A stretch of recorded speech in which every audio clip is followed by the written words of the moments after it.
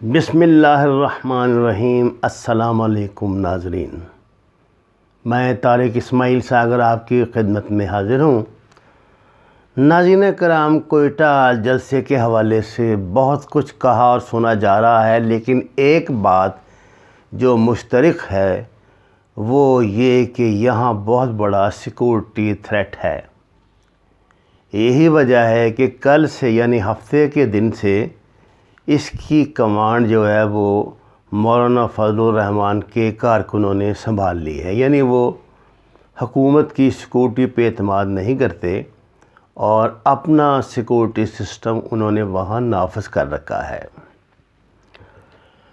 ناظرین، کوئٹہ جلسے کے حوالے سے کچھ تحفظات ہیں جو ہر پاکستانی کو ہونے چاہیے۔ ایک تو آپ جانتے ہیں کہ بھارتی حکومت کی طرف سے پہلے ہی یہاں پہ دھماکے کی خبر جاری کر کے اپنی پیش بندی کرنے کی کوشش کی گئی ہے، اور دوسری بات یہ کہ نیکٹا کی طرف سے تھریٹ الرٹ بھی جاری کیا گیا ہے۔ اللہ نہ کرے، اللہ نہ کرے، اللہ نہ کرے، اگر یہاں کوئی بھی بدمزگی ہوئی تو چال یہی چلی گئی ہے کہ دونوں طرف سے حکومت کو ہی مورود الزام ٹھہرایا جائے اور یہ کہا جائے کہ دیکھیے صاحب، یہ تو ہے ہی بدنیت، یہ تو پہلے ہی انہوں نے تیاری کر رکھی تھی، اور دراصل تھریٹ کا مطلب یہی تھا کہ یہ کچھ کرنے جا رہے ہیں۔ انڈیا کا تو انہوں نے کہنا نہیں، اور انڈیا پہلے سے یہ پلی لے چکا ہے کہ صاحب ہم تو اگر وہاں دھماکہ ہی اس لیے کرایا جائے گا کہ بلوچوں اور انڈیا کے تعلقات خراب کیے جائیں، جو اس کی دانش میں پہلے سے بہت اچھے ہو چکے ہیں۔ ناظرین کرام، اس جلسے میں بہت گندی اور غلیظ زبان اچکزئی اینڈ کمپنی اور دوسرے وہ جو وہاں قوم پرست لیڈر ہیں وہ پاکستانی اسٹیبلشمنٹ کے خلاف استعمال کریں گے، اشتعال دلائیں گے، معاملات کو بگاڑنے کی کوشش کریں گے، اور بار بار مسنگ پرسن کا مسئلہ اٹھایا جائے گا۔ جہاں تک اس جلسے کی سب سے بڑی پارٹی جو کوئٹہ میں سب سے بڑی پارٹی ہے وہ ہے مولانا فضل الرحمان کی جمعیت علماء اسلام۔ مولانا فضل الرحمان کو میں آپ کو مصدقہ ذرائع سے خبر دے رہا ہوں، نون لیگ نے اس مرتبہ یہ یقین دہانی کرائی ہے کہ اگر مستقبل میں کبھی نون لیگ کی حکومت بنی تو وہ مولانا کو صدر پاکستان بنائیں گے، رویت حلال کمیٹی مستقل ان کے قبضے میں دے دی جائے گی، اور اس طرح کی ایک دو اور بھی انہیں ایسی پیشکشیں کی ہیں جو ان کو بڑی مرغوب ہوتی ہیں۔ اس لیے مولانا تو اپنے کام پر لگے ہوئے ہیں، ظاہر ہے وہ لگیں گے ہی۔ پھر دوسری بات یہ ہے کہ وہ بھی اس لیے بڑا سخت سٹانس لیں گے کہ وہ لوزر ہیں، ان کو اپنے اس مرتبہ شاید پہلی مرتبہ طویل عرصے کے بعد ایسا ہوا ہے کہ وہ سرکاری جو مراعات ہیں ان کے مزے نہیں لوٹ رہے، حالانکہ ان کے صاحبزادے اسمبلی میں موجود ہیں، خود وہ الیکشن ہار چکے ہیں۔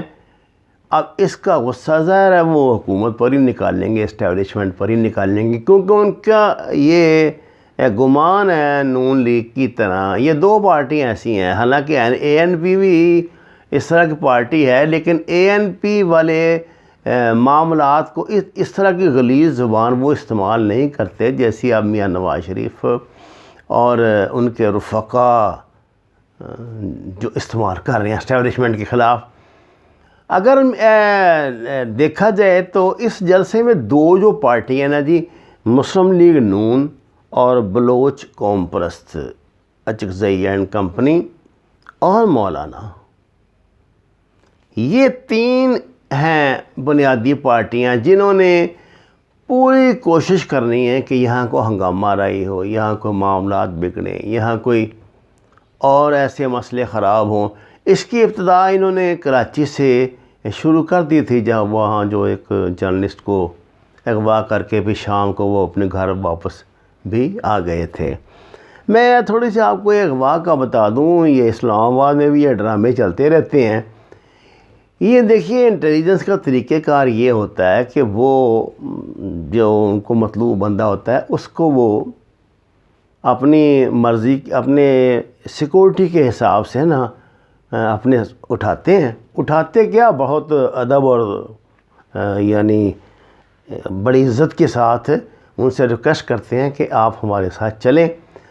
اس کو یہ پتہ ہوتا ہے کہ مجھے تو جانا پڑے گا ہی، تو وہ اپنے ساتھ لے جا کے نا وہ ان کو بہت اچھی جگہ پہ رکھتے ہیں۔ یہ جو کہتے ہیں نا یہ شمالی علاقہ جات و فلانا ٹیم کا، یہ مثال کے لیے کہا جاتا ہے۔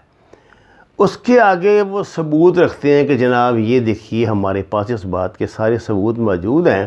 مثلا عمران کو انہوں نے کہا ہوگا دیکھیے بھائی یہ جو آپ نے یہ ویڈیو جاری کی ہے نا جعلی، یہ جو مریم نواز کی طرف سے، ہمارے پاس سارے ثبوت ہیں برادر کہ یہ آپ کو دی گئی ہے، آپ کے ذریعے میڈیا کو پہنچائی گئی ہے۔ پھر وہ اس کے آگے ثبوت رکھتے ہیں۔ اگر تو وہ آسانی سے بات مان لیں اور تسلیم کر لیں کہ واقعی ہم سے غلطی ہوئی ہے اور یہ بتا دیں کہ کس نے کیا کیا تو انہیں فوری رہا کر دیتے ہیں۔ کچھ لوگ ذرا امید کرتے ہیں کہ پیسے بھی یہ دیں، جس طرح انہیں دوسری پارٹی دے رہی ہے، تو پیسے تو ادھر سے نہیں نہ ملتے، جوتے ملتے ہیں، تو وہ پھر اپنے لیے مشکلات پیدا کرتے ہیں۔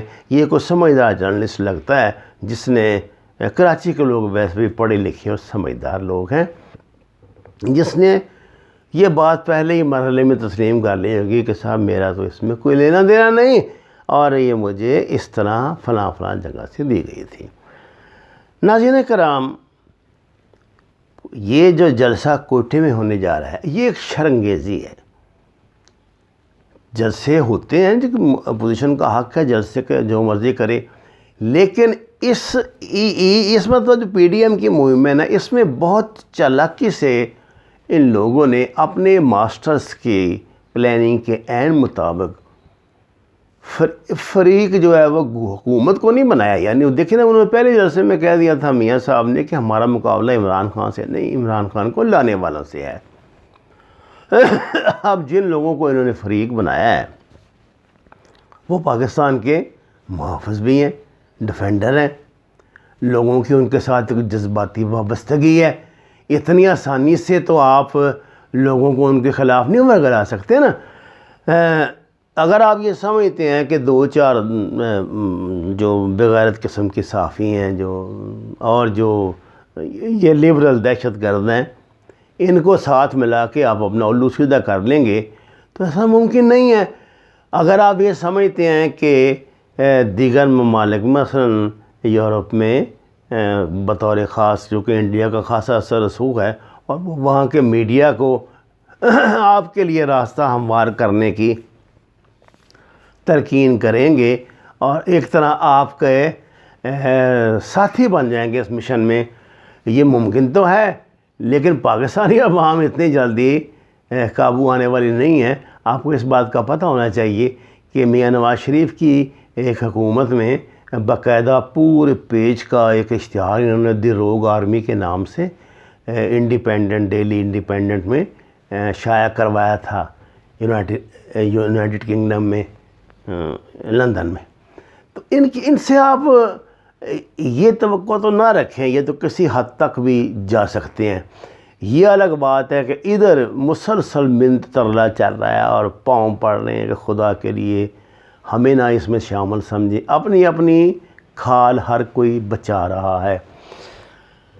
ناظرین کرام، کوئٹے کا جلسہ بہت نازک مرحلے میں داخل ہو چکا ہے۔ اب میں صبح فجر کی نماز پڑھنے کے بعد آپ سے ویلاگ کر رہا ہوں، تو میں نے اب تک خاصا اس حوالے سے جو کچھ دیکھا سنا جانا اور جو احباب کی طرف سے خبریں ملی ہیں وہ تشویشناک ہیں۔ اللہ کرے ایسا نہ ہو۔ انشاءاللہ پاکستان کی سیکورٹی ادارے بہر طور کوشش کریں گے کہ ایسا نہ ہو، لیکن اگر ایسا کرنے والے جلسہ گاہ کے اندر ہی محافظوں کی صورت میں ہی داخل ہو چکے ہوں، یعنی گھر کا بھیدی ہی لنکا ڈھانے پہ تل جائے تو پھر اس بات کی کوئی ضمانت نہیں دی جا سکتی۔ وَمَا عَلَيْنَا إِلَّا الْبَلَاغُ الْمُبِينُ۔ ناظرین کرام، قرآن اور نماز کو ترجمے کے ساتھ جانیے۔ گھر میں جتنی جگہ میسر ہو وہاں پہ سبزیاں کاشت کریں۔ آپ سے درخواست ہے ہمارے چینل کو اس لیے سبسکرائب کریں کہ یہ سچ کا راستہ ہے۔ اس کا سفر تکلیف دہ ضرور ہے لیکن انشاءاللہ آپ کی مدد سے ممکن ہو جائے گا۔ آپ کا بہت شکریہ۔